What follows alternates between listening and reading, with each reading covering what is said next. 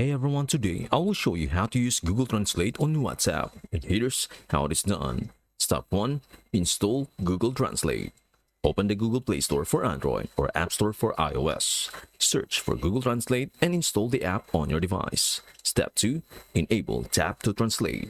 Open the Google Translate app. Tap the menu icon, 3 lines in the top left corner. Select Settings from the menu. Look for the Tap to Translate option and enable it. Step 3. Use Google Translate in WhatsApp. Open WhatsApp and navigate to a chat where you want to use translation. Tap and hold the text message you want to translate, then select Copy. The Google Translate icon will appear on your screen if Tap to Translate is enabled.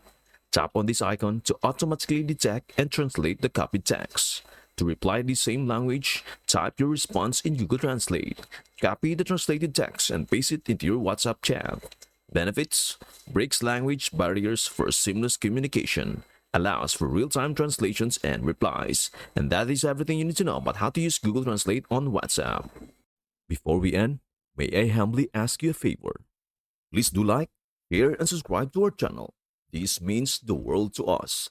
Thank you so much for watching. We hope to see you in our next video.